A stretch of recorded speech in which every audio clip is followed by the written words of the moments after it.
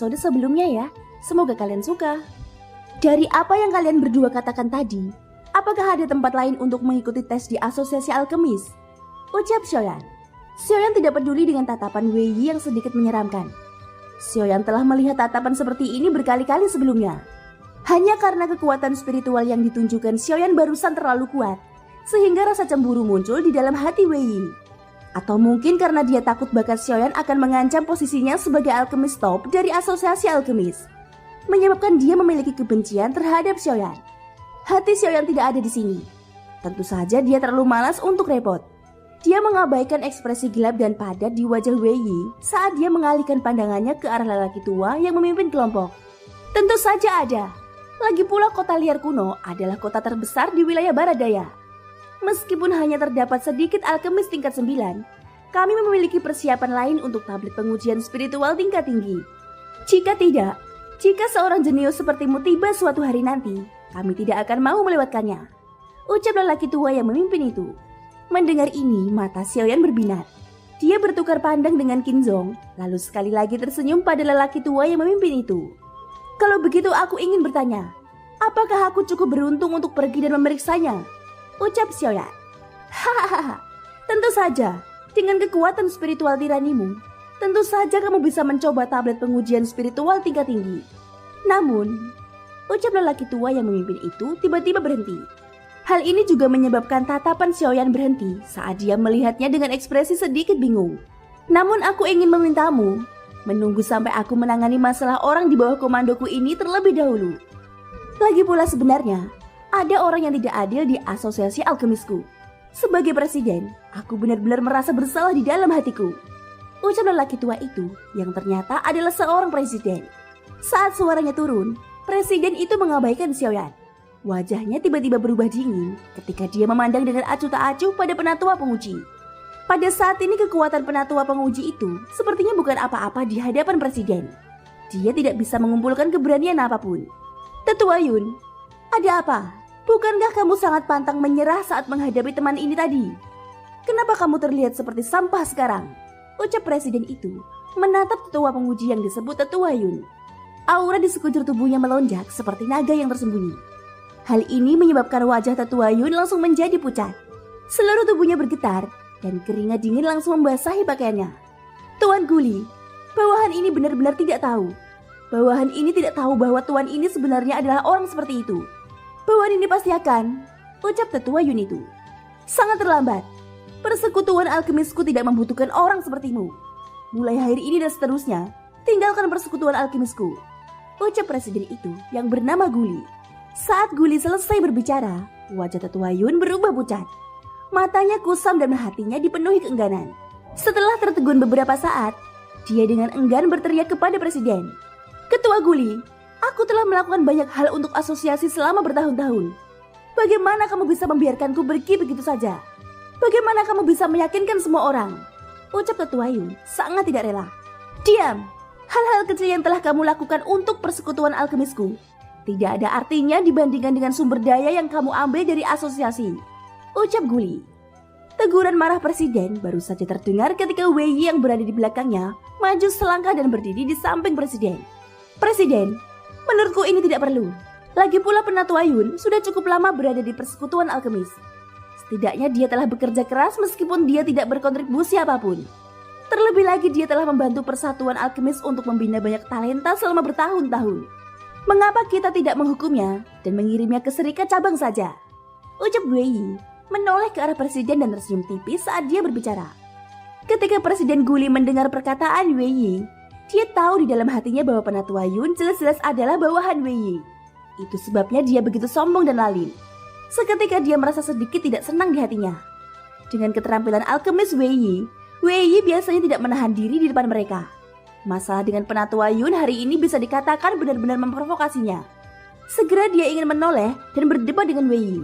Namun di saat berikutnya suara Xiaoyan sekali lagi terdengar. Presiden, aku juga berpikir karena penatua Yun tidak melakukan kejahatan besar apapun, maka lupakan saja. Ini hanyalah masalah kecil. Tidak perlu membuat keributan besar seperti itu. Ucap Xiaoyan berkata dengan ekspresi santai. Kata-kata Xiaoyan juga menyebabkan sudut mulut Wei Yi melengkung sambil tertawa pelan. Dari cara dia melihatnya, tindakan Xiaoyan ini jelas merupakan ekspresi ketakutan terhadapnya. Untuk menghindari masalah, Xiaoyan hanya mengakui kekalahan. Meski begitu, hal itu tetap membuat Wei Yi merasakan gelombang kenyamanan di hatinya. Tampaknya anak ini bukanlah orang muda dan berdarah panas yang punya nyali. Dia hanya seorang pengecut. Bahkan jika dia memiliki kemampuan, itu hanyalah segunung harta karun. Asosiasi alkemis ini masih merupakan wilayahnya dan tidak ada yang bisa mengubahnya. Namun Xiaoyan tidak berpikir demikian dalam hatinya. Di satu sisi, dia melakukan ini untuk berhenti ketika dia berada di depan. Bagaimanapun, tujuan utama presiden adalah untuk meredakan ketidakpuasan di hati Xiaoyan. Di sisi lain, dia memang ingin mengurangi masalah. Dia tidak mau repot-repot bertarung dengan Wei Yi secara terbuka dan sembunyi-sembunyi. Paling-paling ini hanya masalah satu kalimat. Dia akan membiarkan Wei Yi memikirkan apapun yang dia inginkan. Presiden Guli dan Wakil Presiden Jilin juga saling memahami. Mereka saling memandang dan tersenyum. Namun mereka tidak mengatakan apapun lagi. Di sisi lain, tatapan Qin Zhong bahkan lebih waspada ketika dia melihat ke arah Wei Yi. Bagaimanapun dia adalah orang yang berhati besar dan semua hal ini tersemin di matanya. Hahaha, baiklah, karena kamu sudah berbicara, lelaki tua ini tidak akan mengatakan apa-apa lagi, ucap Presiden Guli tersenyum pada Xiaoyan. Segera setelah itu ekspresinya berubah serius dan dia berkata lagi dengan suara keras. Seluruh asosiasi alkemis sedikit bergetar. Pada saat yang sama, beberapa orang berpakaian hitam yang mengenakan jubah alkemis juga muncul di aula untuk menyeret Penatua Yun keluar. Sosok Tetua Yun baru saja menghilang dari pandangan semua orang ketika presiden sekali lagi mengeluarkan teriakan keras. Huh, sekelompok anak nakal, nyala dari orang tua ini, teriak Presiden Guli. Para alkemis di aula dengan cepat mundur seperti air pasang. Dalam waktu singkat, hanya kelompok 5 orang Xiaoyan yang tersisa di aula.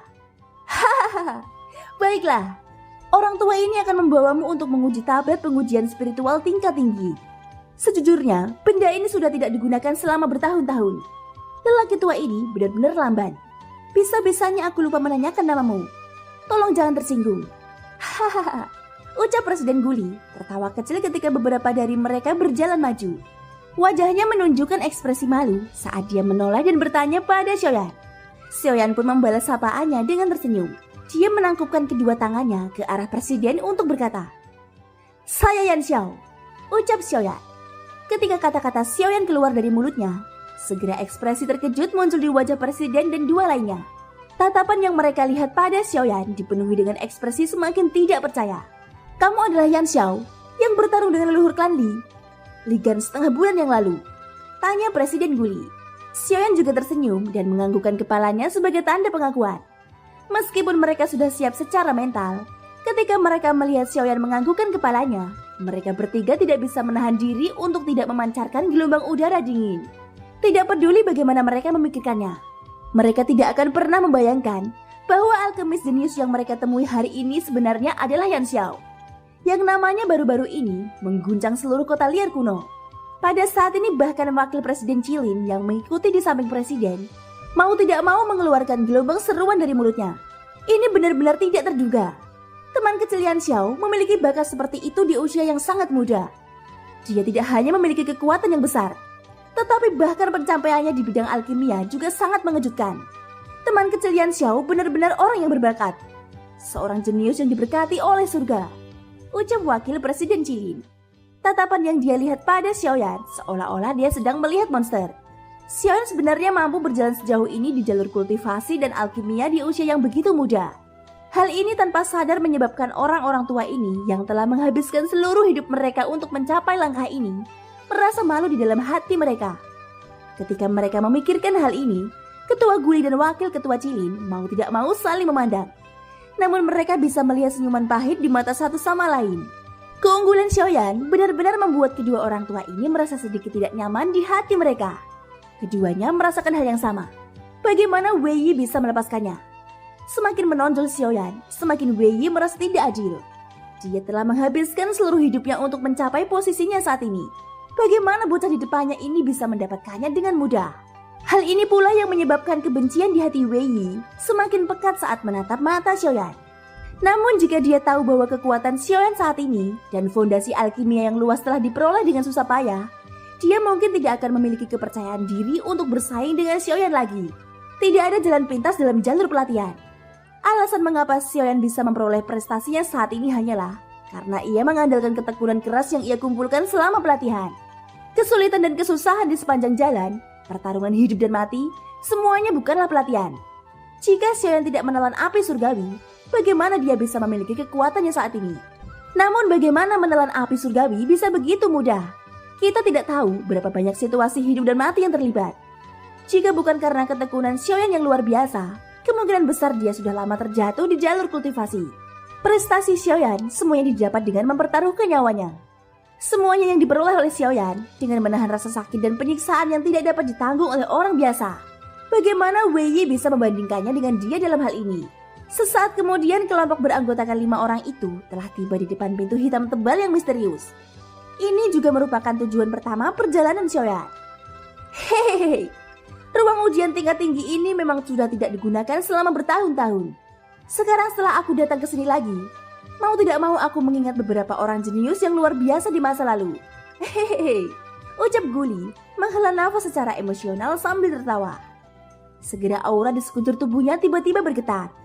Dia mengepalkan tangan kanannya dan doki murni keluar dari telapak tangannya seperti mata air. Segera telapak tangannya menabrak pintu hitam misterius itu.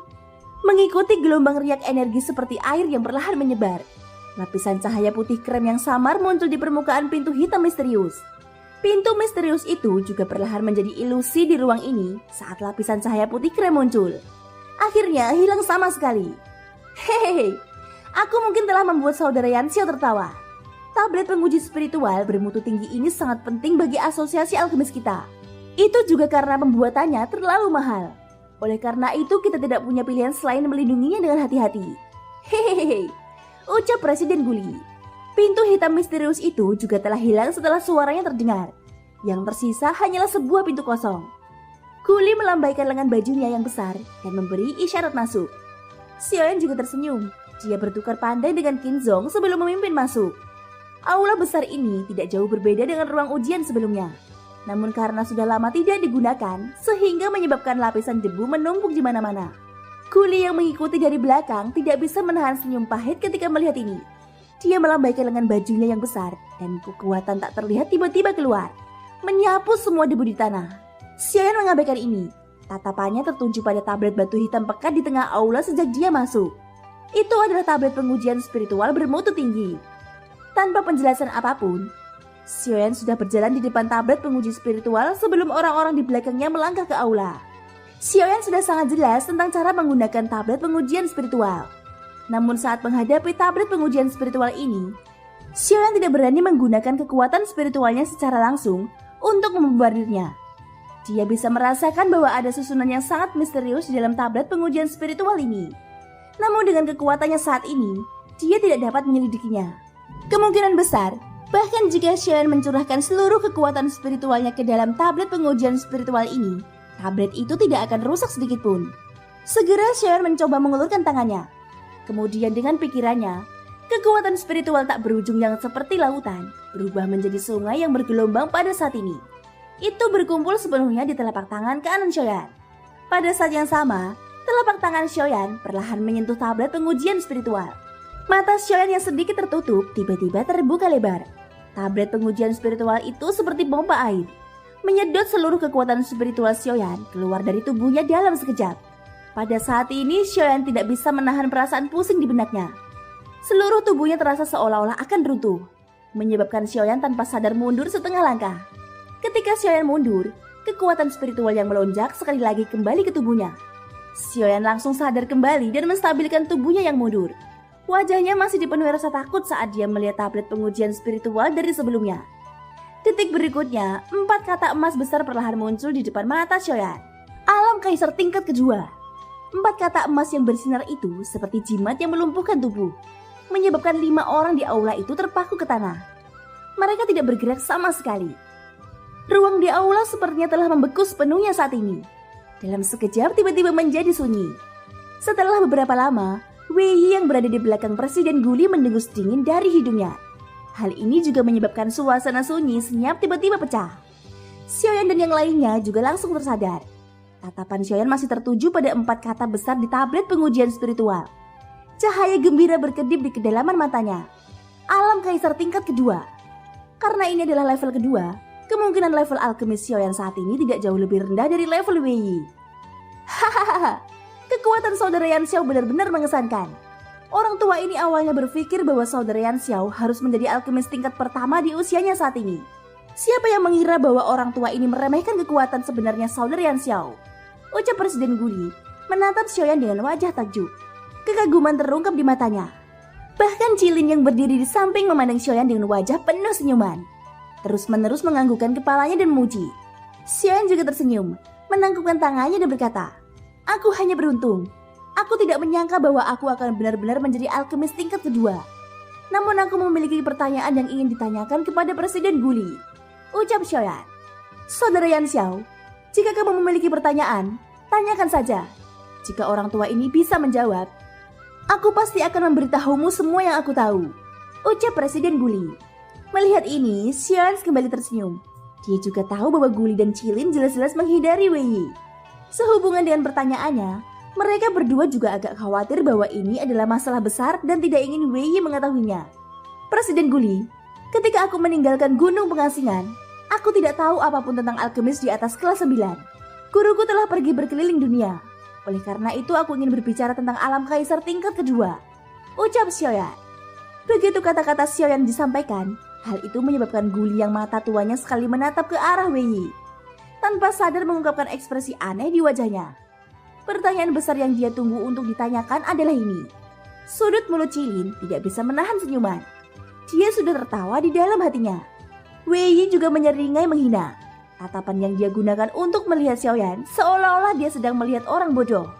"Aku pikir kamu punya latar belakang tertentu dan tahu banyak. Jadi kamu hanya orang desa. Kamu bahkan tidak punya gambaran sedikit pun tentang seorang alkemis tingkat tinggi. Lihatlah gurumu. Dia benar-benar bodoh. Dia benar-benar menerima seorang murid sepertimu. Dan kamu bahkan seorang alkemis. Sungguh memalukan."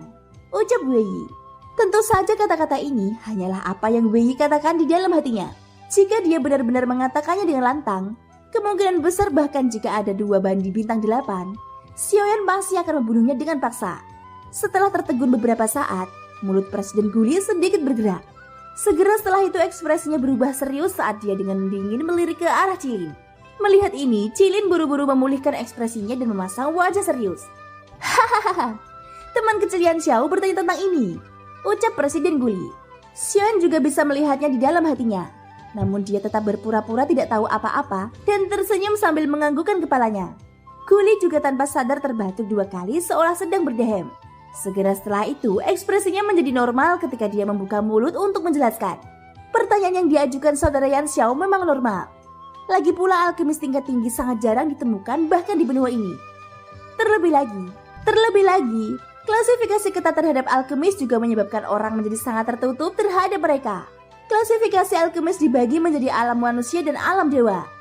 Alam manusia berasal dari alkemis tingkat 1 hingga alkemis tingkat 9. Ini juga mencakup 4 alam spiritual besar. Alam fana, alam jiwa, alam surgawi, dan alam kaisar. Aku percaya bahwa saudara Yan Xiao sudah memiliki pemahaman yang sangat baik tentang 4 alam besar ini. Ucap Presiden Guli. Xiaoyan tersenyum dan menganggukkan kepalanya. Dia tidak berkomentar. Guli juga tersenyum dan menganggukkan kepalanya. Setelah itu dia terus menjelaskan pada Xiaoyan. Di atas alam manusia adalah alam dewa. Di dalam jiwa alam dewa, ia dibagi lagi menjadi alkemis peringkat 1 hingga alkemis peringkat 9. Alam spiritual di dalamnya dibagi lagi menjadi alam persatuan, alam transformasi asal, alam transformasi dewa, dan alam bawah. Alam persatuan menggunakan jiwa untuk berubah menjadi sebuah titik dan semua alam kembali menjadi satu. Seseorang mampu memadatkan semua kekuatan spiritual dalam tubuhnya menjadi sebuah titik dan memadatkannya menjadi manik jiwa. Ia ditempatkan di dalam lautan kesadaran dan dapat digunakan dalam segala bentuk.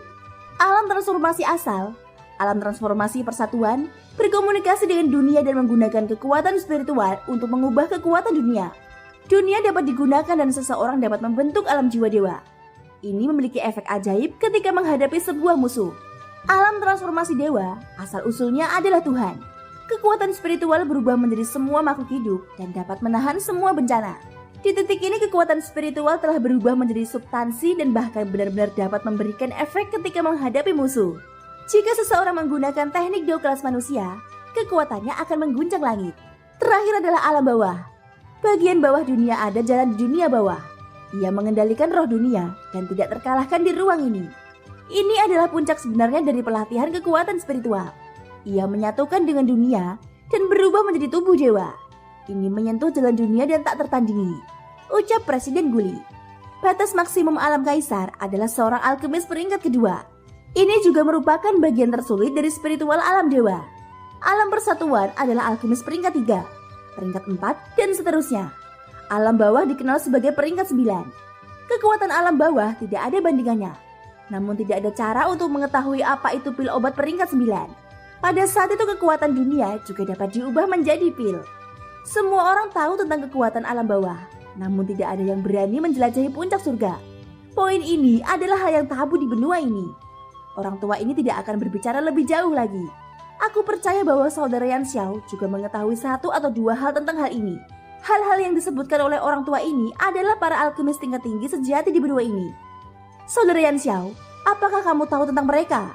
Ucap Presiden Guli. Meski itu bukan rahasia, Guli masih berkeringat deras saat berbicara.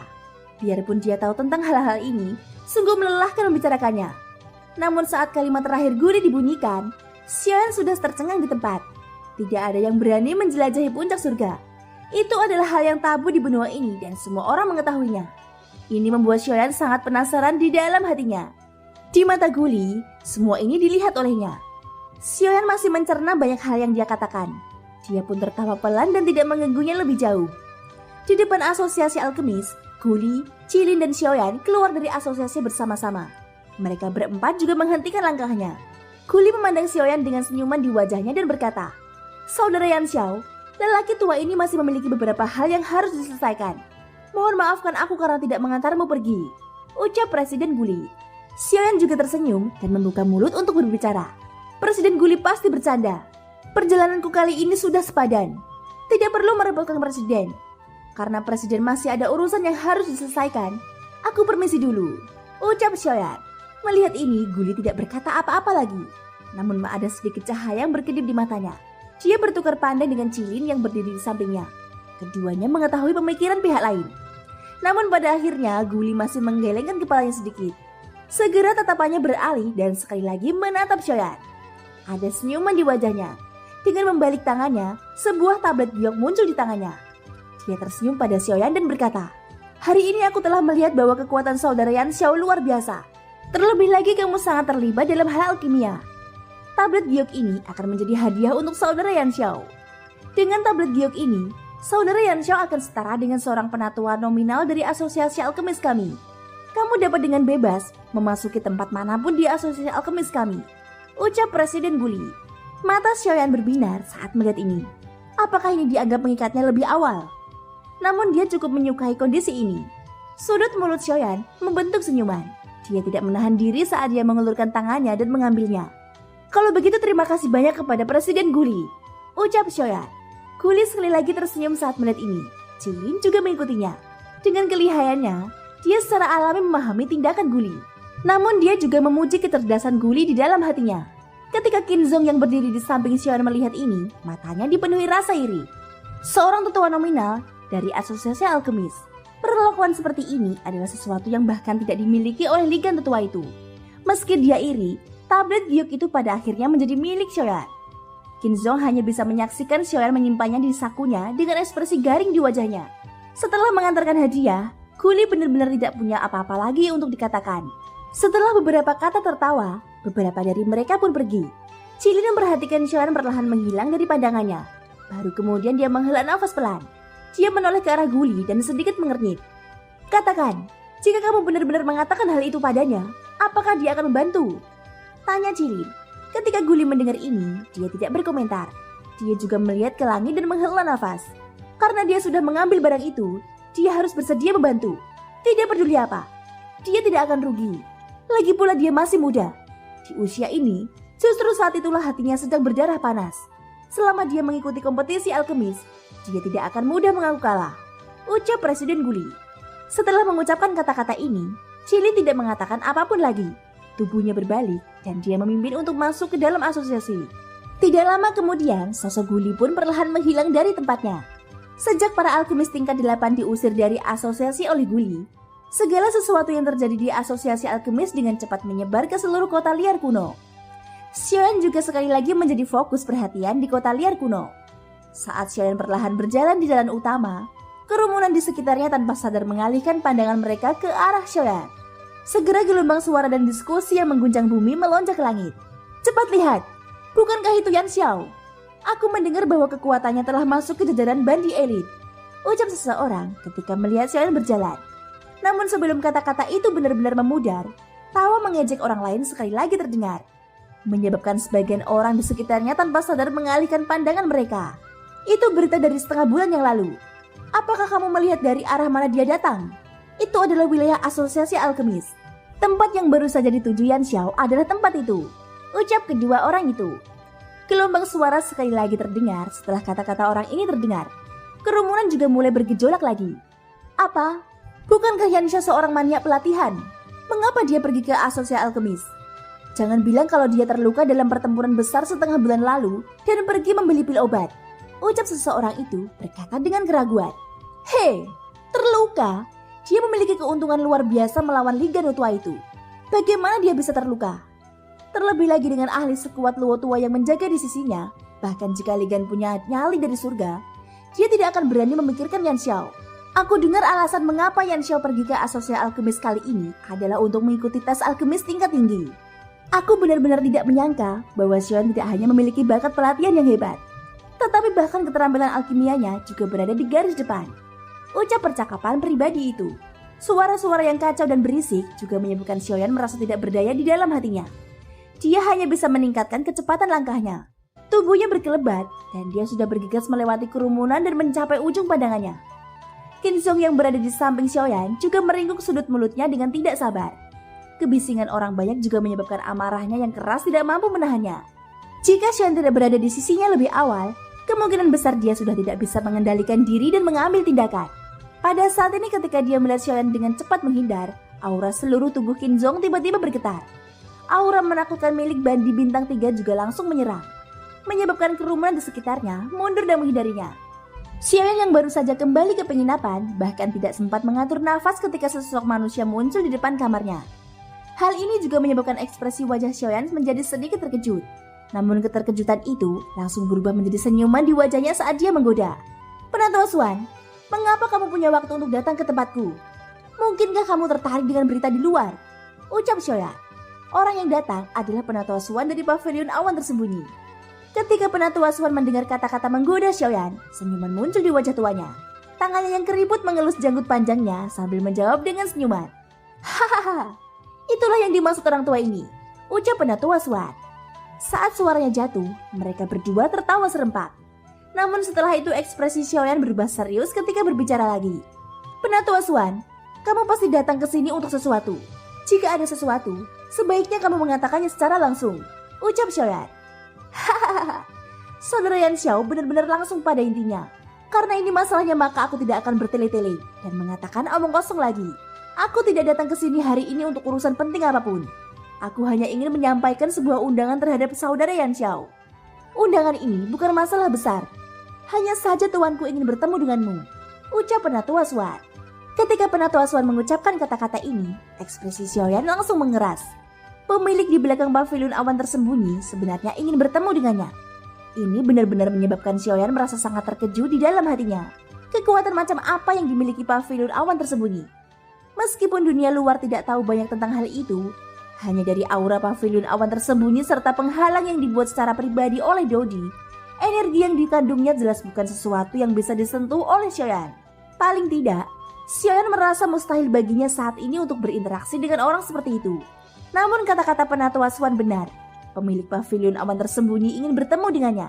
Seorang bandi bintang 3. Bahkan jika Xiaoyan memiliki keterampilan alkimia yang luar biasa, Xiaoyan tidak merasa bahwa dia memiliki sesuatu yang dapat menarik perhatian pihak lain hanya dengan kekuatan seorang alkemis peringkat 2. Terlebih lagi Penatua Xuan baru saja mengatakan bahwa dia secara pribadi datang ke sini hari ini untuk mengundang Xiaoyan.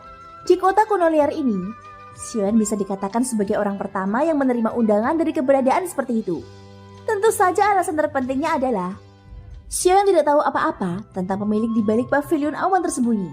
Selama setengah bulan ini, Xiaoyan belum melangkah keluar dari penginapan. Seluruh energinya ditempatkan pada klon yang telah ia bentuk dengan susah payah. Selama pertarungan besar dengan Ligan setengah bulan lalu, selain undangan kolam petir kehampaan, Ligan juga memberinya kristal sebagai permintaan maaf. Ketika Xiaoyan menerima undangan satu tangan, matanya yang cerah telah memeriksanya secara menyeluruh. Dan kristal itu sebenarnya adalah kristal tipe api. Klon kedua pun berhasil terbentuk. Itulah kenapa Xiaoyan tidak tahu apa-apa tentang pemilik di balik layar pavilion awan tersembunyi. Hal ini menyebabkan Xiaoyan percaya bahwa pemilik pavilion awan tersembunyi mungkin seorang iblis tua berambut putih.